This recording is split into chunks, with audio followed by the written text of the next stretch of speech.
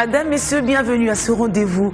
Les technologies de l'information et de la communication imposent des bouleversements de la vie humaine et lorsque ces troubles rencontrent ceux liés à l'adolescence, c'est le choc. Le cas de le dire, avec les réseaux sociaux, notamment Facebook, nous avons cherché à savoir ce que les jeunes filles, précisément, cherchent dans ces réseaux. On les écoute. Selon ces demoiselles, ce qu'elles recherchent sur Facebook, ce sont des amis et connaissances avec qui ils se sont vus il y a très longtemps.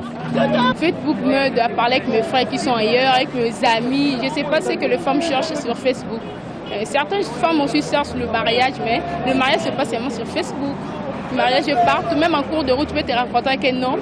Et puis, sur Facebook, je cherche certains amis qui sont partis. Et ça fait un bon moment dont on ne se voit pas. Grâce à Facebook, j'ai retrouvé mes anciens amis. Chercher le mariage, chercher d'autres choses. Sur Facebook, par hasard, comme moi, je cherche à communiquer avec mes gens, mes cousines, mes tantes lointaines, que je n'ai pas de numéro. Il y a d'autres qui cherchent des connaissances et il y a d'autres qui partent pour chercher un peu faire des connaissances avec des gens. Mais il y a aussi les autres qui partent pour d'autres rendez-vous. Ou chercher un homme qui peut trouver sur lui et vivre avec lui. Jeune fille ça connaissance sur Facebook. Beaucoup de jeunes filles recherchent des contacts de leurs frères ou sœurs qui sont en Europe. Mais jeune fille à travers Facebook. Je suis sur Facebook pour avoir des amis partout dans le monde, par exemple, pour découvrir plein de choses. Exemple, des amis étrangères, les amis qui vivent par exemple à Paris, en France, et s'ils viennent ici, il y a facilité qu'on puisse rencontrer. Non, je ne suis pas sur Facebook. Pourquoi? Parce que je l'aime pas. J'aime pas les choses, des trucs là qu'on fait, de manipuler. Il y a des autres trucs, on peut dire quoi? Abîmer les mémoires des élèves. J'ai un compte Facebook, mais c'est grave ce que je vois et cela me dépasse parfois même. À Kinshasa, on ne sait plus distinguer les petites filles des grandes. Il y a des relations amoureuses qui se font sur Facebook, voire même des déceptions. Cela n'a pas de sens. Par rapport à testo,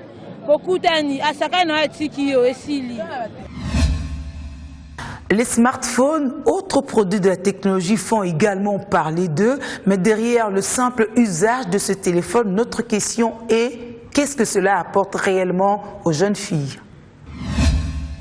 Comme la technologie est toujours bonne, c'est une nouvelle technologie et ça nous apporte beaucoup. Au lieu d'entrer dans les cyber, on peut faire tout avec ces téléphones-là.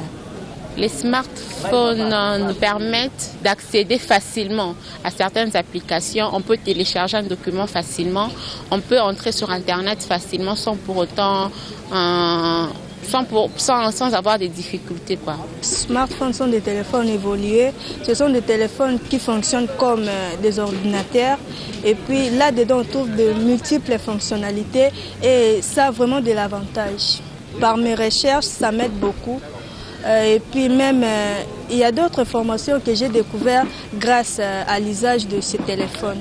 Le smartphone, c'est un téléphone d'où ça contient plusieurs histoires, dont il y a le nouveau style de l'Internet.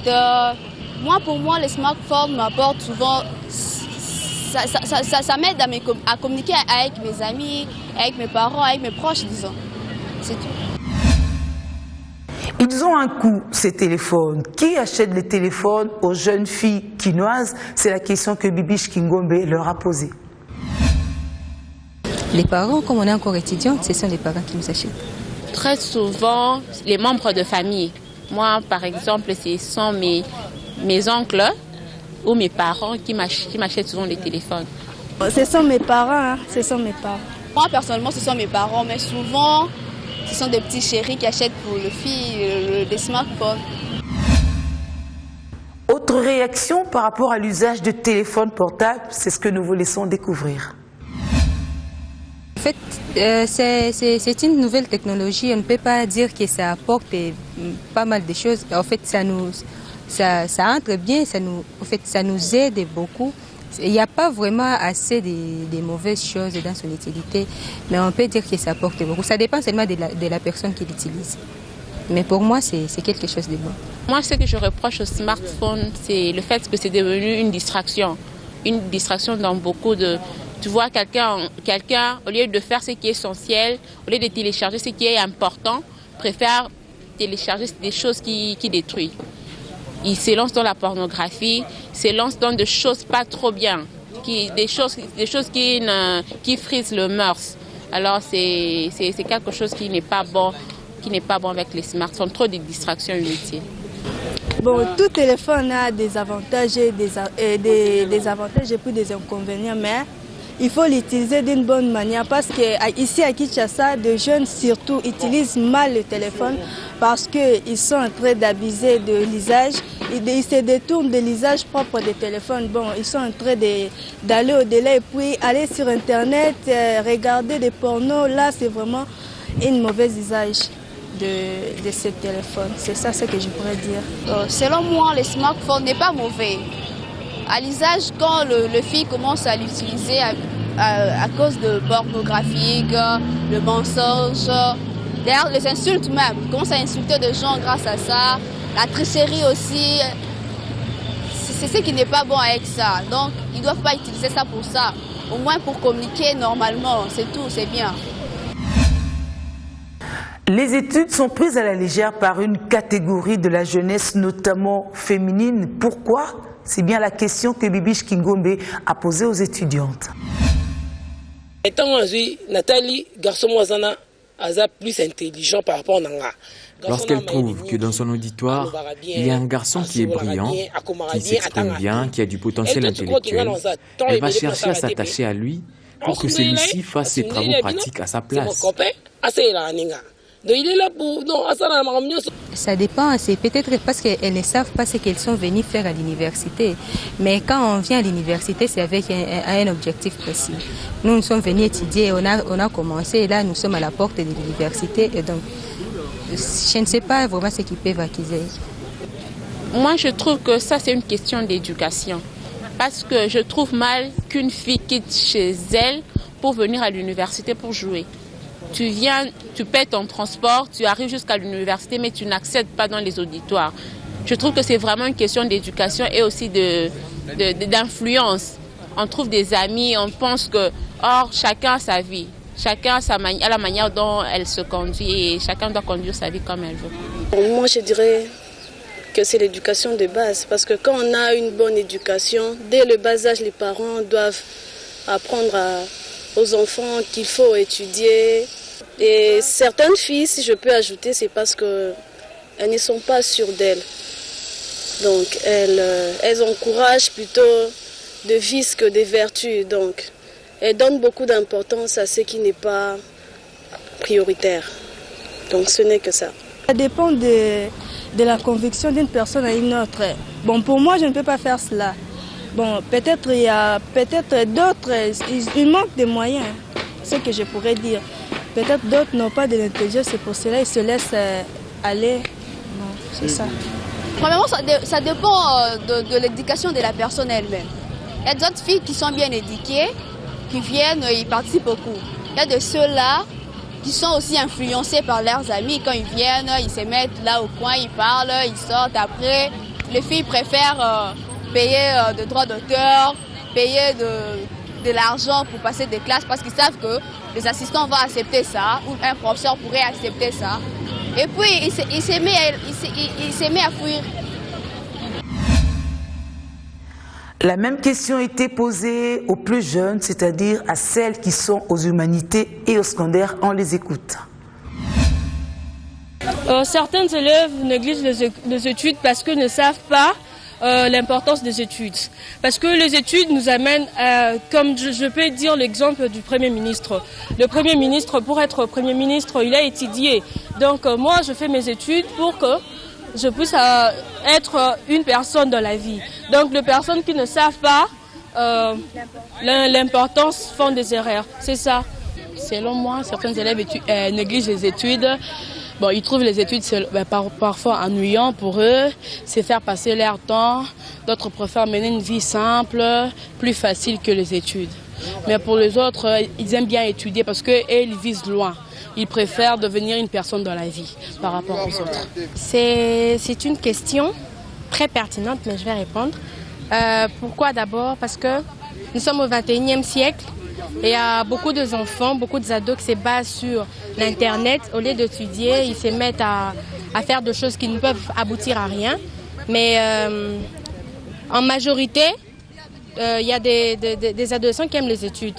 Mais la plupart des adolescents détestent les études, je ne sais pas pourquoi. Mais pour moi, je conseillerais aux élèves d'étudier parce que ça porte à un avenir radieux et meilleur. Il faut d'abord qu'on puisse étudier parce que c'est ça la vie. Si on n'étudie pas, demain, si vous vouliez peut-être vous marier, le garçon qui vous a des lettres, qui va vous marier. Non, et puis de ces jours ici, c'est plutôt les garçons cherchent des femmes qui ont un bagage intellectuel. Et si vous n'en avez pas vraiment, je ne sais pas si vous pouvez trouver un mari. C'est un peu difficile. Certaines tribus congolaises interdisent la consommation de certains mets aux femmes. Qui parmi ces femmes s'en souviennent? À vous de juger à travers cet élément. Bakoko na biso soki balobi ke kolia koba te yo kolia te wana nini bango kutu bakoko baza kolia ngo te. Si nos aïeux nous ont interdit de manger la tortue, on ne mange pas. Jadis, l'alimentation était ponctuée des principes. Il y avait des nourritures qui étaient interdites. Mais aujourd'hui, la conjoncture a fait que nous ne pouvons plus choisir de nourriture. Tout se mange.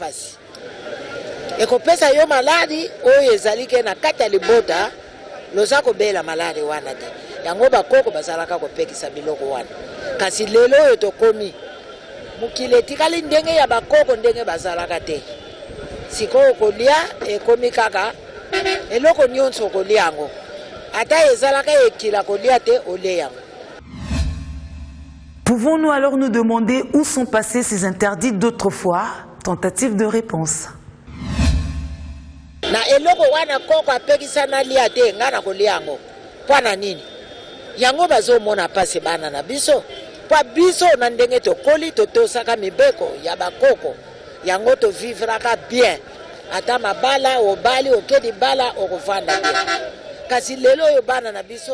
De nos jours, nos enfants souffrent parce qu'ils ne veulent pas respecter certains principes. Quand on grandissait, on respectait les principes de nos parents. Je suis née, j'ai grandi et je me suis mariée au village. Lorsque ma mère me disait qu'il ne fallait pas manger telle ou telle autre viande, que ce soit du porc ou de singe, je ne mangeais pas. Mais nos enfants, même si on les interdit de manger quelque chose, ils ne respectent pas. Lorsque des conséquences s'en suivent, ils disent que c'est de la sorcellerie. Ce n'est pas du tout ça.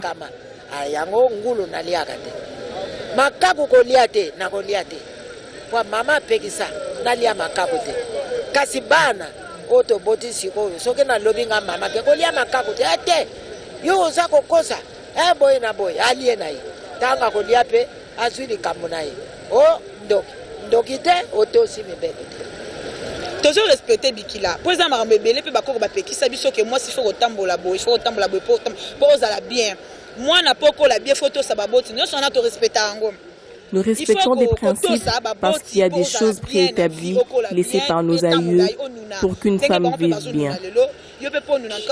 Pour vivre autant d'années que les parents, nous devons les respecter.